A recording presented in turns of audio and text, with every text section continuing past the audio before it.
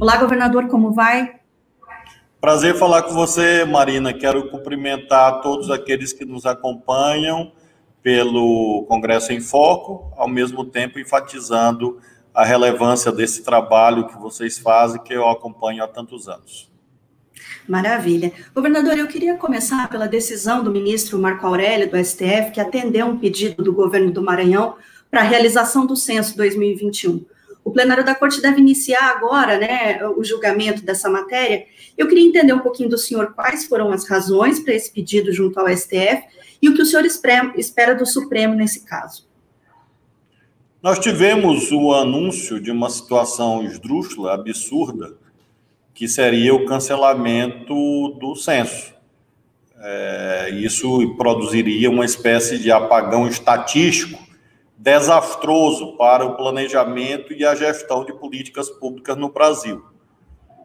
Depois de tantos desacertos administrativos, políticos, acerca da questão orçamentária, haveria este cenário em que ocorreria uma total indefinição quanto ao momento em que o censo aconteceria. O objetivo da ação judicial foi fazer com que a Constituição e a lei sejam cumpridas. A Constituição estabelece como uma obrigação do governo federal realizar o censo. E há uma lei que fixa a periodicidade. Este foi o fundamento da ação judicial que impetramos no Supremo. Tenho a viva esperança da alta probabilidade quanto à confirmação da liminar do ministro Marco Aurélio, e com isso nós consigamos evitar mais essa terrível repressão institucional. Lembrando que o IBGE foi tecido, erguido, criado, instituído em 30 do século XX. Portanto, nós temos já quase 100 anos de trabalho sério, com credibilidade, dessa instituição pública brasileira. Portanto, a ação visa proteger esse bom funcionamento do IBGE durante praticamente um século e assegurar que haja dados, informações aptas a garantir que os gestores do presente e do futuro possam gastar o dinheiro público com maior eficiência a partir da leitura da realidade efetivamente existente no nosso país.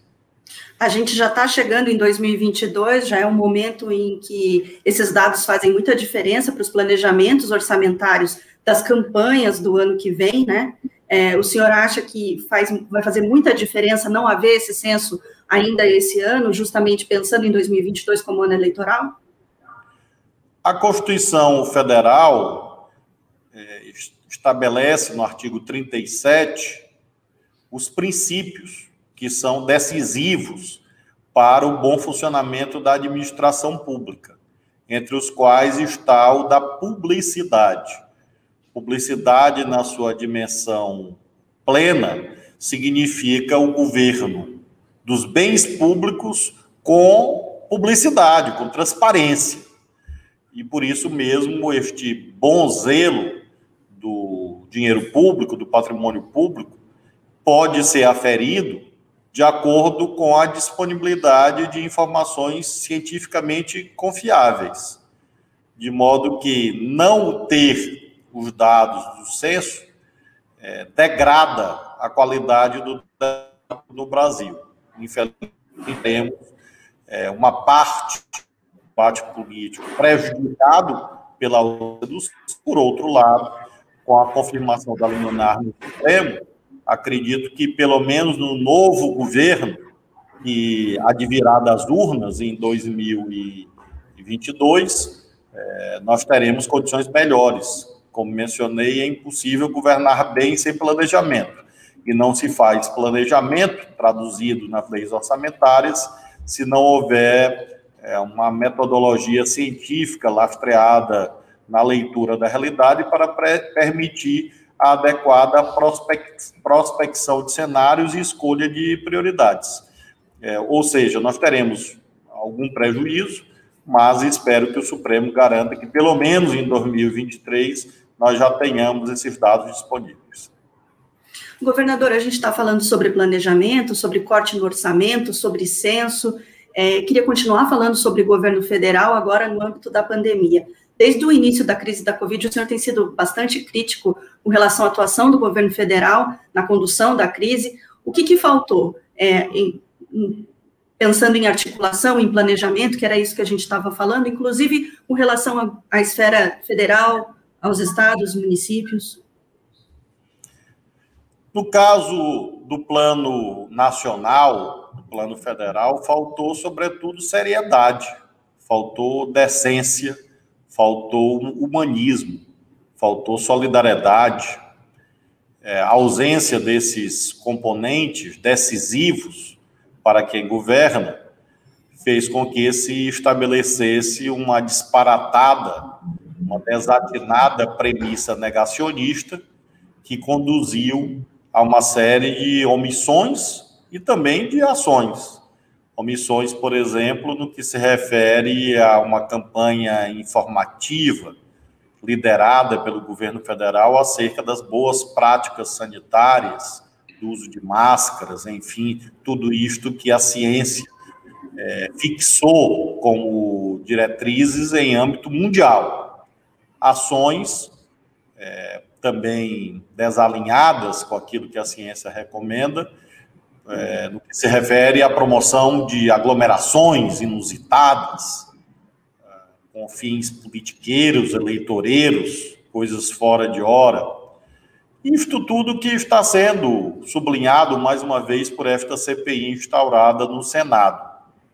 A premissa negacionista, portanto, é o que explica todos os equívocos que aconteceram no que se refere ao abastecimento de insumos, de respiradores, de anestésicos, de oxigênio, agora a falta de vacinas. Então, é uma doença grave, causa mortes, mas este efeito terrível poderia ter sido fortemente mitigada em âmbito nacional.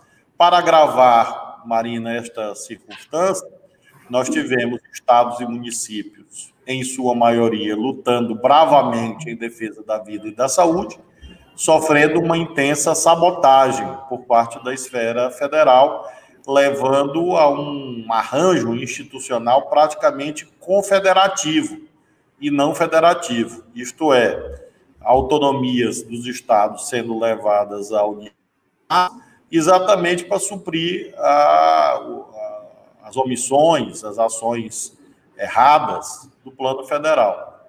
E na medida em que há este alargamento das autonomias de modo imprescindível, acaba que se evidenciou ainda mais a ausência da chamada coordenação nacional, que é típica da forma federativa de Estado.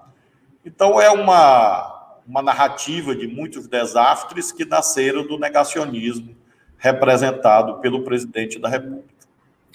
O senhor chegou até a criticar recentemente, na época da criação do Comitê de Combate à Covid, que os governadores não foram consultados, não foram chamados para debater. Como é que é essa organização paralela dos governadores?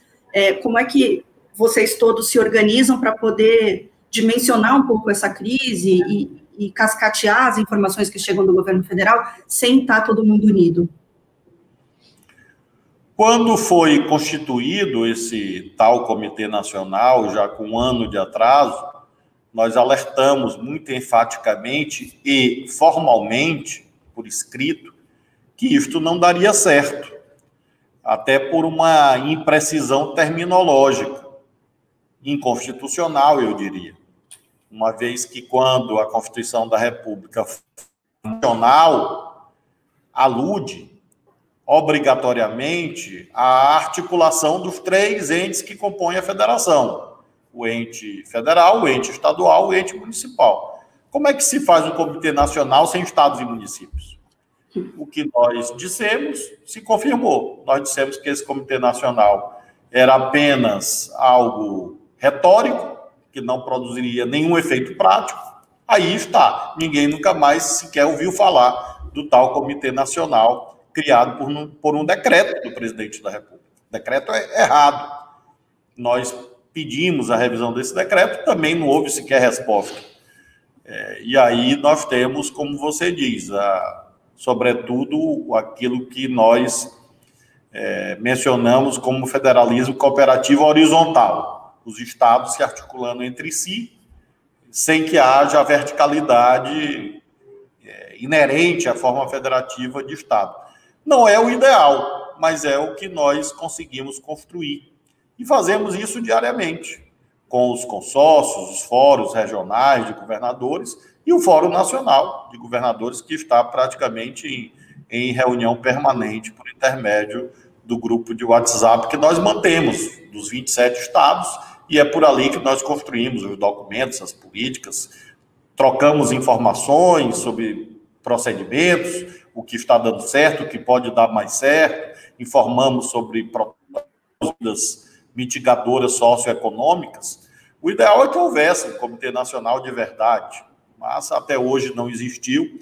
Quem sabe a CPI do Senado consiga resultar nesse passo institucional imprescindível e que, estranhamente, até agora não foi adotado. E desse grupo de WhatsApp, dessas conversas, já saiu alguma resolução? O que o senhor pode falar para a gente que já saiu daí dessa forma autônoma de comandar sem o governo federal? Eu destacaria desde o apoio à luta do Butantan, que surgiu daí, até protocolos sanitários. Praticamente esta fase agora, recente, desse novo ápice epidemiológico, foi debatido muito fortemente nesse grupo quanto a medidas que os estados teriam que adotar. Sobre a vacina do Butantan, recordemos que foi feita uma reunião em outubro e foi pactuada a compra desta vacina.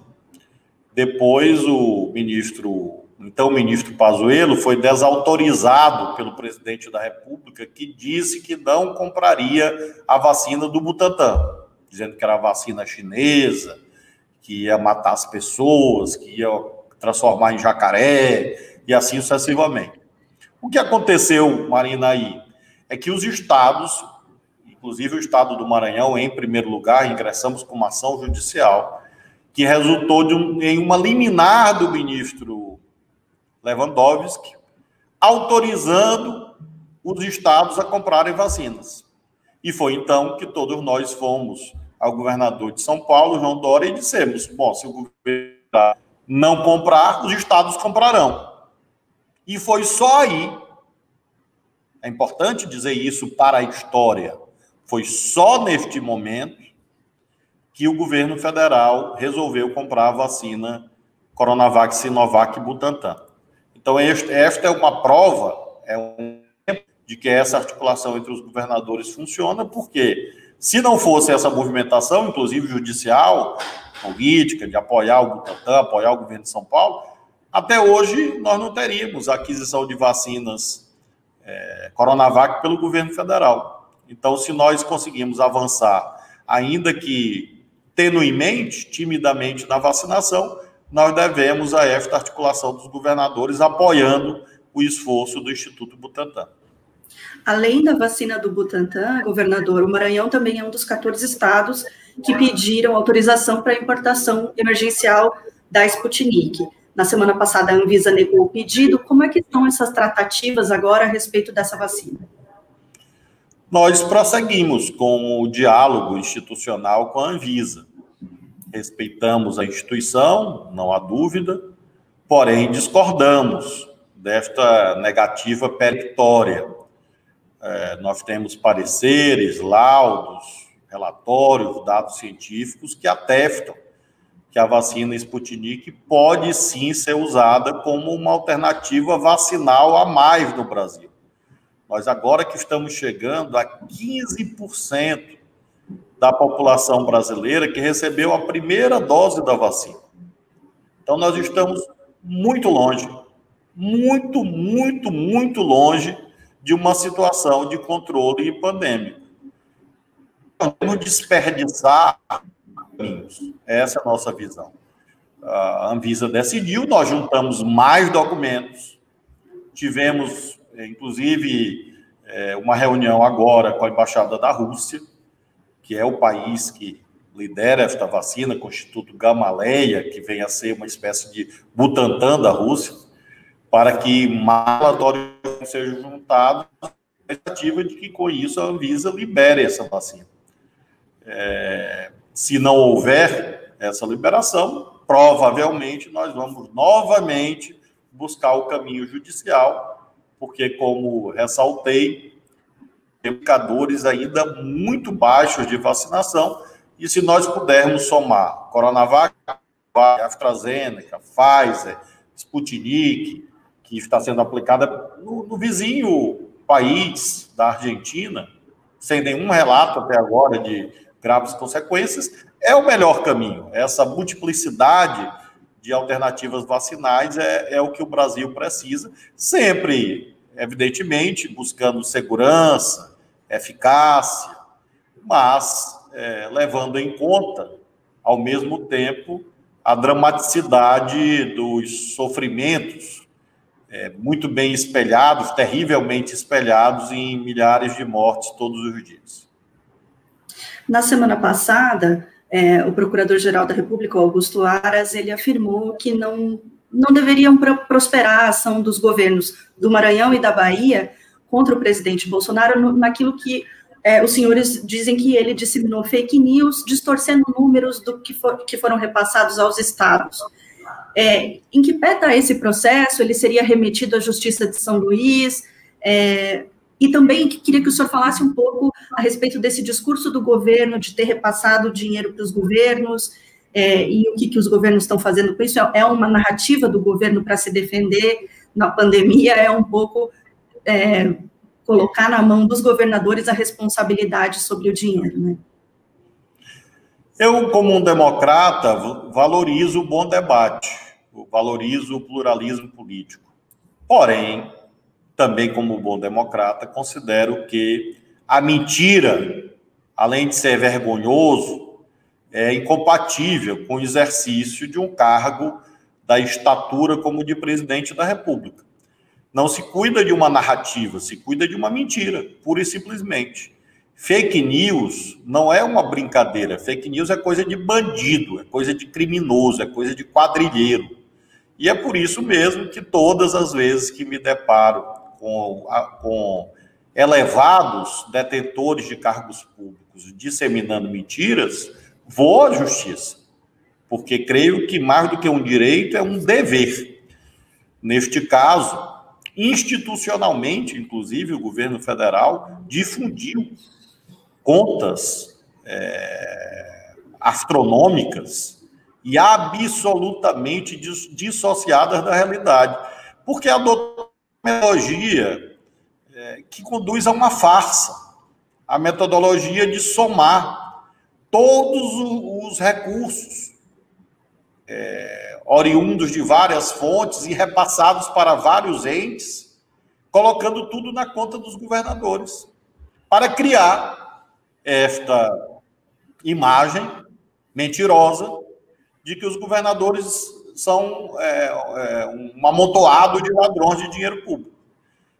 No caso prático, o que fizeram? Somaram fundo de participação dos estados, que é uma obrigação constitucional, com o fundo de participação dos municípios, que é entregue aos prefeitos e não aos governadores, com Bolsa Família, com auxílio emergencial, que é pago aos cidadãos e cidadãs, com o dinheiro de convênios, enfim, com dinheiro de emendas parlamentares, com dinheiro para a saúde, para dizer que é uma coisa só. O que, evidentemente, é uma fraude. E, por isso mesmo, nós ingressamos com essa ação no Supremo. Há este debate jurídico formal, segundo o qual a competência não seria do Supremo, porque esta prática não abalaria o chamado Pacto Federativo. Nós discordamos, abala sim, porque a forma federativa de Estado, exige aquilo que a doutrina jurídica chama de princípio da lealdade federativa. Ora, se é o próprio governo federal, oficialmente, e pela voz do seu chefe, a difundir mentiras absurdas, é claro que isso viola o Pacto Federativo. E por isso achamos que a competência deve ser do Supremo. O que é fundamental, Marina, é que não aceitamos mentira. E mentirosos não devem ficar impunes. Às vezes demora um pouco. Às vezes essa resposta vem pelo caminho da justiça mais lentamente. Temos também a resposta política, a denúncia política, e temos a resposta máxima da democracia, que é o voto popular. E a nossa atitude é sempre esta. Eu tenho procurado sempre o caminho da justiça, porque, como disse, fake news e mentira, além de ser antiético, além de ser ilegal, é algo que conspira contra a democracia. E, governador, a CPI também vai investigar governos e municípios. O Maranhão não está no rol dos governos aí que podem ser investigados, mas, de qualquer forma, acaba atingindo aí esse grupão do WhatsApp dos governadores. Há alguma defesa partindo, organização, articulação para a defesa desses governadores? Os senhores estão dispostos a ir depor na CPI? Como é que está a sensação dos governadores com relação à comissão? Nós temos que separar o joio do trigo. Uma coisa são investigações legítimas, que fazem parte da vida republicana. Eu defendo investigações. O que eu sou contra é o estabelecimento de perseguições, a milicianização de instituições para servir a propósitos de pequenos grupos, propósitos de poder, de poderosos de ocasião. E isto que é a separação que temos que fazer. A CPI do Senado pode investigar o uso de recursos federais por estados e municípios? Na minha ótica, pode e deve. Agora, com seriedade, com moderação, com compromisso aos fatos, e não repetindo fake news, mentira, de que eram bilhões, eram trilhões, todos os governadores roubaram. Essas coisas que estão aí. Uma vergonha, uma indecência, esta narrativa política fraudulenta para tentar esconder aquilo que o planeta inteiro sabe.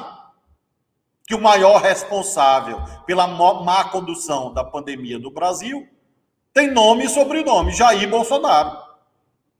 Agora tem lá A, B ou C, muito bem, que seja apurado nos termos da Constituição e do regimento interno do Senado. Eu não me oponho a isto.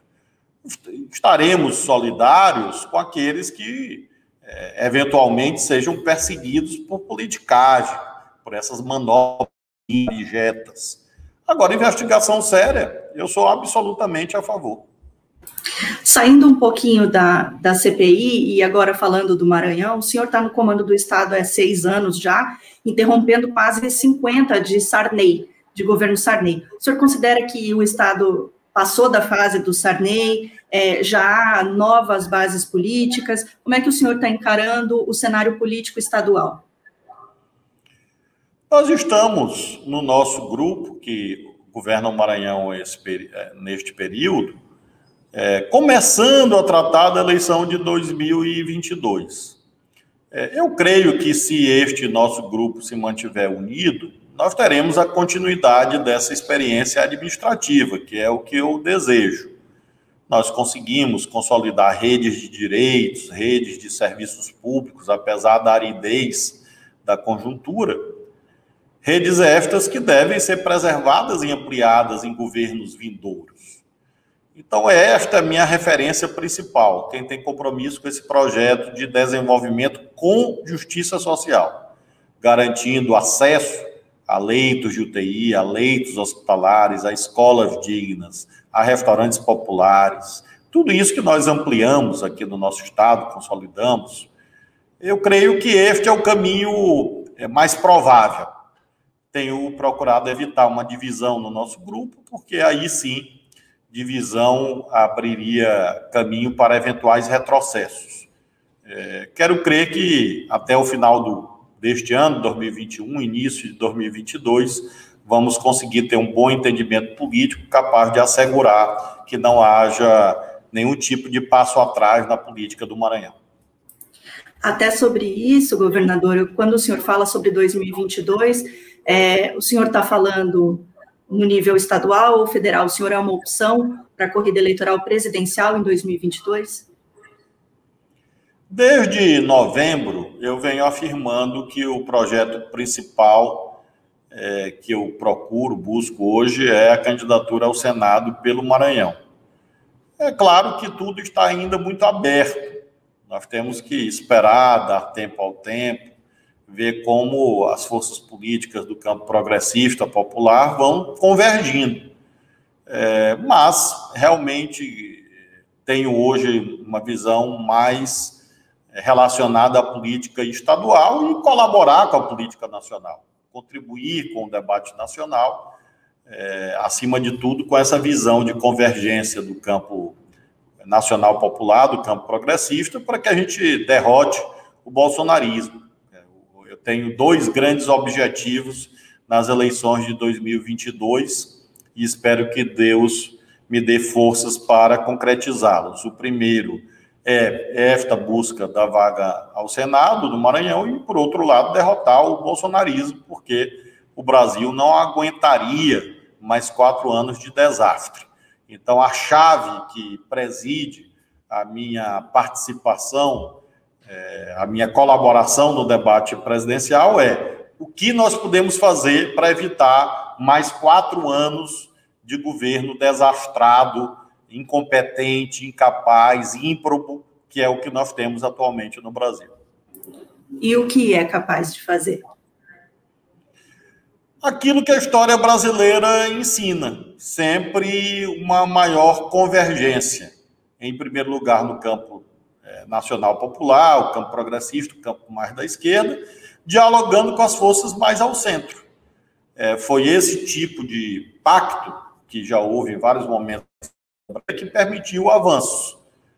Cito o exemplo da Constituição Federal de 1988, um marco civilizacional de maior qualidade que o Brasil já alcançou. Exatamente porque nós tínhamos ali a atuação do PT, do PCdoB, do PSB, enfim, do PDT, esses partidos do nosso campo, com figuras como Mário Covas, como Fernando Henrique Cardoso, como Ulisses Guimarães, para citar alguns, que garantiram esta tese progressista, como um vetor mais progressista.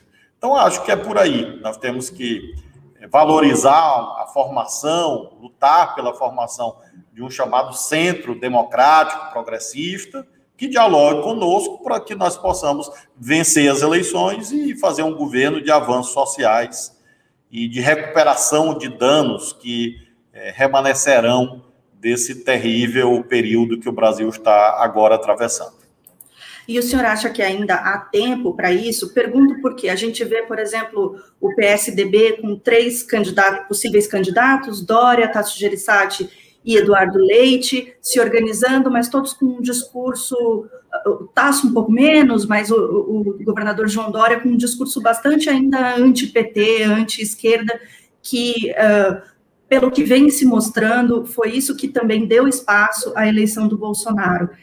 Como conversar com o centro, sendo um partido de esquerda e tentando não colar aí na figura do PT. É um exercício diário. Nós experimentamos isso com muito êxito quando o Rodrigo Maia era presidente da Câmara. Se nós temos hoje um novo Fundeb no Brasil, nós devemos a esse tipo de pacto. O Bolsonaro não queria Fundeb. E foi esse tipo de pacto que recentemente propiciou isto. Então, se foi possível sustentar a presidência do Rodrigo Maia na Câmara, que não é do nosso campo, mas que tinha abertura para dialogar, embora nós tivéssemos muitas divergências com ele, mas conseguimos avanços. Então, acho que essa experiência que vivenciamos aí antes, nos últimos anos, pode ser uma sugestão do que é produtivo, do que funciona. E creio que há tempo sim, Marina, porque temos ainda uma longa estrada, temos as prioridades de 2021, que devem estar na frente, de recuperação econômica, de medidas sociais, de, obviamente, superação da pandemia, de ampliação da vacinação. Isso é a agenda principal de 2021. Vamos ver 2022, em 2022, acho que aí é o tempo certo para que as convergências possíveis se produzam no primeiro turno e, eventualmente, no segundo turno. A virtude da eleição de 2 turnos é permitir isso. Vimos em 2018 que, majoritariamente, essas forças mais centristas caminharam por ação ou por omissão mais com Bolsonaro. E nós temos que criar um ambiente em que nós consigamos que, neste campo, que eu situo nos marcos da Constituição de 88, o candidato que passar tem o apoio do outro, porque o Bolsonaro está fora da Constituição. O Bolsonaro é inconstitucional, ele próprio, ele todinho, do cabelo até o pé, ele é inconstitucional, ele é incompatível com a Constituição Federal. Em tudo. Você vai lá no artigo 4º e lê a diretriz da política externa. O Bolsonaro não cumpre. Você vai lá no 225 da Constituição e vê os princípios do meio ambiente, da política ambiental. O Bolsonaro não cumpre. Você vai no artigo 37, vê lá os princípios da administração pública. O Bolsonaro não cumpre. Você vai no artigo 21, 22, 23 e 24 da Constituição e vê como funciona o federalismo. O Bolsonaro não cumpre. Então, ele é um presidente inconstitucional. Nós temos que fazer com que o campo da Constituição se una, ou no primeiro ou no segundo turno, em 2022. E aí a gente falando muito sobre o centro e esse papel de enfrentamento, mas também olhar um pouco para a esquerda. Essa semana, por exemplo, o ex-presidente Lula está em Brasília, voltou ao cenário eleitoral, volta com força, pelo menos o ex-presidente Lula sempre com um discurso muito inflamado. Há alguma articulação com o PT? O senhor acha que o PT está disposto a abrir mão de uma candidatura própria em prol de uma esquerda unida? O que o senhor pensa a respeito dessa articulação junto ao Partido dos Trabalhadores? O PT é o maior partido do nosso campo político e tem essa grande liderança, essa maior liderança nacional do Brasil, que é o ex-presidente Lula. Talvez a maior da nossa história, não só a maior do nosso tempo, como a maior da nossa história. Nós contaríamos nos dedos das mãos líderes que tiveram o protagonismo do ex-presidente Lula. Então, é natural que ele tenha um papel de coordenação, de direção, de liderança desse processo. Tenho conversado bastante com ele, vejo muito essa disposição do diálogo e acho que esse é o caminho. Ele pode ser o candidato, se de fato foi esse o caminho, que ele próprio coloque, o partido dele, acho que é um nome que tem todos os atributos para ser esse elemento de convergência. Ou, dependendo da avaliação em 22, o PT apoiar alguém também seria normal, seria razoável, seja no que se refere ao plano nacional, seja no que se refere ao plano dos estados. Lembrando que em 2022 temos a eleição de presidente, mas também temos a eleição de governadores. Então, às vezes, o PT, como força majoritária, não abre mão da liderança na Aliança Nacional, mas nós temos também as alianças estaduais, em que os partidos também apresentam seus nomes. O que eu acho importante é ter essa mesa de diálogo, abrangendo a eleição presidencial, a eleição dos estados, e que o presidente Lula tenha esse papel de coordenação. Bom, governador, o senhor vem falando sobre isso e fala sobre essa articulação do PT também nos estados. A gente viu até que o resultado das urnas da eleição passada municipal, o PT ficou de fora das principais capitais. Há uma articulação forte da esquerda pedindo impeachment. Ainda é a solução, o impeachment? Dá tempo? Eu pergunto do tempo por isso, assim, é a melhor saída nesse momento?